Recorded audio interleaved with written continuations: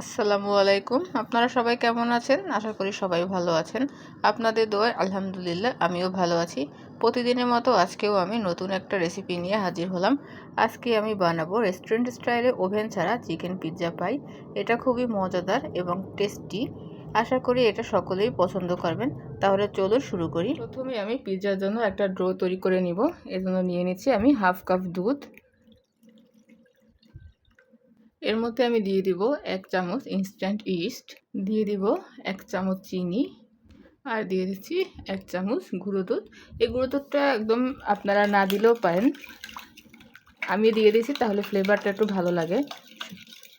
এখন আমি এগুলো খুব ভালো করে মিশিয়ে নিব।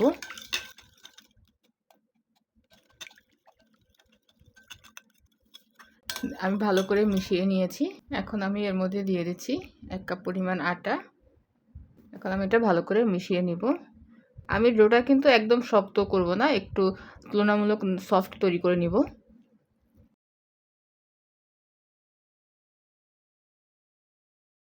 আমি এখন এর মধ্যে দিয়ে দিব স্বাদমতো লবণ, আর দিয়ে দিব 1 চামচ পরিমাণ রান্নার তেল। আমি এখন এটা খুব ভালো করে মিশিয়ে নিব। পিৎজার ডোটা কিন্তু আপনাদের খুব সময় নিয়ে ভালো করে মিশিয়ে নিতে হবে, নাহলে কিন্তু ফুলবে না। দেখুন আমি কিন্তু তুলনামূলক একটু নরম একটা ডো তৈরি করে নিয়েছি। এখন আমি এটা রেস্টে রেখে দিব আধা ঘন্টা পর ফিরে আসছি। আমি চিকেনটা ম্যারিনেট করে নিব। এজন্য আমি একটা মুরগির বুকের মাংস নিয়ে নিয়েছি। এখন আমি এক এক করে সব মশলাগুলো দিয়ে দিব 1 চামচ পরিমাণ আদা ও রসুন বাটা, দিয়ে দিব হাফ চামচ মরিচের গুঁড়া, হাফ চামচ হলুদের গুঁড়া, দিয়ে দিব 1/4 চামচ জিরার গুঁড়া, দিয়ে দিব হাফ চামচ কালো গোলমরিচের গুঁড়া, দিয়ে দিব স্বাদ মতো লবণ। যেহেতু আমি সয়া সস দিব সেজন্য আমি লবণটা একটু কম দিয়েছি। দিয়ে দিব 1 চামচ পরিমাণ সয়া সস, দিয়ে দিব 1 টেবিল চামচ টক দই। এখন আমি এগুলো খুব ভালো করে মিশিয়ে নিব।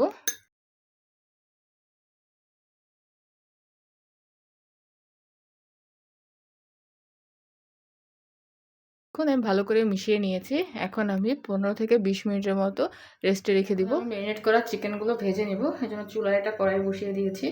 এখন দিয়ে দিব সামান্য একটু তেল। তেলটা ভালো করে গরম হয়ে আসছে। এখন আমি ম্যারিনেট করা চিকেনগুলো দিয়ে দিব।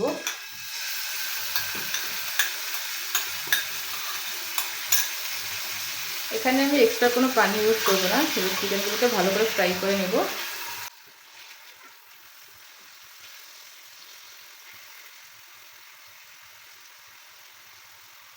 আমি 2 মিনিট ভালো করে ভেজে নিয়েছি। এখন সিদ্ধ করার জন্য ঢাকনা দিয়ে ঢেকে দিব।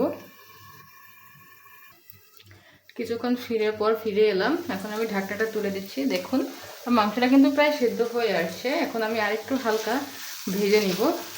দেখুন আমার মাংসটা কিন্তু সুন্দর একটা কালার চলে আসছে।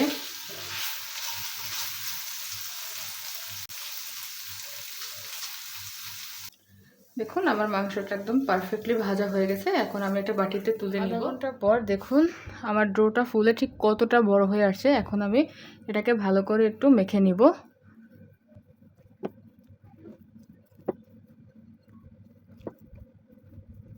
আমি ডোটাকে আরও কিছুক্ষণ খুব ভালো করে মেখে নিয়েছি। এখন আমি ডোটাকে একটা ভাগ করে নিব। আমি একটা অংশ বড় ও একটা অংশ এভাবে ছোট করে কেটে নিব। আমি বড় অংশটা রেখে ছোটটা তুলে নিলাম। আমি বড় অংশটাকে এখন একটা রুটির মতো বেলে নিব। এই জন্য আমি এখানে কিছু শুকনো আটা নিয়ে নিচ্ছি। এখন আমি হাত দিয়ে চেপে চেপে এটাকে অনেক বড় করে নিব। আমি এখন বেলুনের সাহায্যে এটাকে গোল গোল করে বেলে নিব।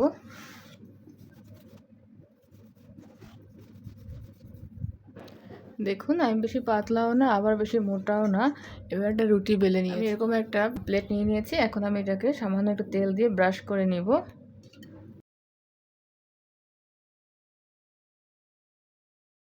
দেখুন আমি তেল দিয়ে ভালো করে ব্রাশ করে নিয়েছি। এখন আমি রুটিটাকে এটার উপরে দিয়ে দেব।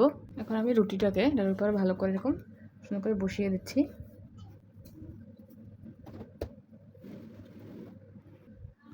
দেখুন আমি এটাকে ভালো করে প্লেটের সাথে অ্যাডজাস্ট করে দিয়েছি।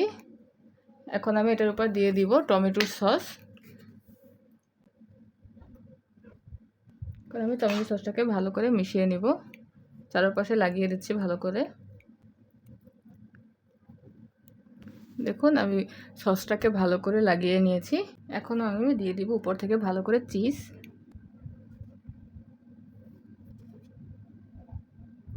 এখন আমি দিয়ে দিব গ্রিন ক্যাপসিকাম।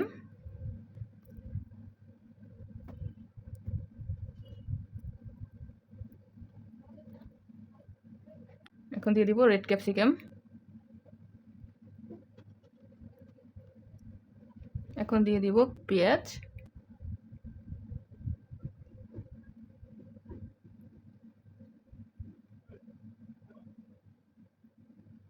এখন আমি যে মাংসটাকে ফ্রাই করে রেখেছিলাম সেই উপর থেকে মাংসটাকে দিয়ে দিব।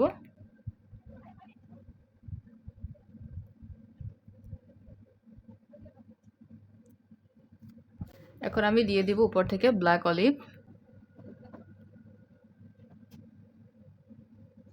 এখন দিয়ে দিব চিলি ফ্লেক্স। এখন আমি উপর থেকে আরও কিছুটা চিজ দিয়ে দিব এরকম। এখন আমি যে দ্বিতীয় যে ছোটো টুকরোটা রেখেছিলাম সেটা দিয়ে এখন একটা ছোট পাতলা করে একটা রুটি বেলে নিব। এই জন্য আমি নিয়ে নিচ্ছি কিছু আটা।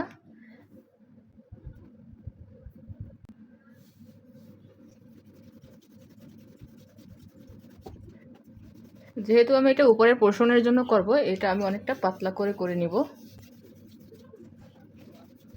দেখুন আমি পাতলা একটা রুটি বেলে নিয়েছি। এখন আমি রুটিটাকে মাঝখান থেকে চাকু দিয়ে এভাবে অল্প অল্প করে একটু একটু করে কেটে নিব।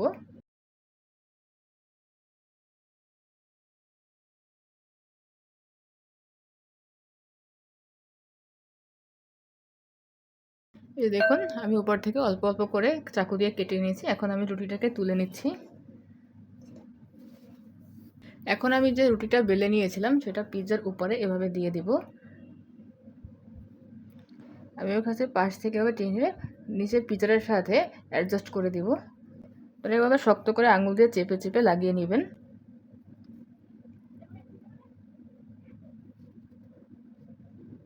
আমি এখন এভাবে পাশ থেকে চেপে চেপে ভালো করে আটকে দিচ্ছি যাতে খুলে না আসে।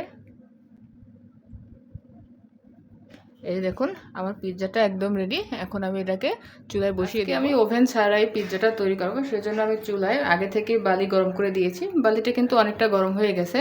এখন আমি এরকম একটা স্ট্যান্ড বসিয়ে দিলাম। এখন আমি আমার পিৎজার ট্রেটা এটার উপরে আস্তে করে বসিয়ে দেব। এখন আমি এটা ভালো করে এই যে ঢেকে দিচ্ছি যাতে ভিতরে বাষ্পটা বের হয়ে না আসে। এখন আমি একদম লো হিটে এটাকে আধা ঘন্টার মতো রেখে দিব। তাহলে আধা ঘন্টা পর ফিরে এসে দেখাচ্ছি আমার পিৎজাটা কেমন। এই যে দেখুন আমার পিৎজাটা হয়ে গেছে। আমি এরকম একটা কাঠি নিয়ে এইভাবে দেখে নিচ্ছি। দেখুন এই যে আমার কাঠিটা একদম লেগে নেই, তার মানে আমার পিৎজাটা রেডি হয়ে গেছে। এখন আমি গরম গরম সার্ভ করে নেব। এই যে দেখুন আমি পিৎজাটাকে সার্ভ করে নিয়েছি। এখন আপনাদেরকে কেটে দেখাচ্ছি আমার পিৎজাটার ভিতরটা কেমন হয়েছে।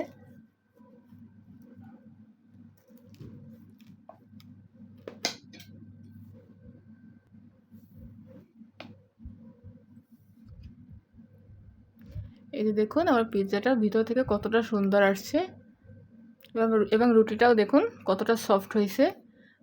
যদি আপনাদের ভালো লাগে তাহলে আপনারা বাসায় অবশ্যই ট্রাই করবেন। আবার আমার চ্যানেলটিকে সাবস্ক্রাইব করবেন, লাইক কমেন্ট অ্যান্ড শেয়ার করবেন। আল্লাহ হাফেজ।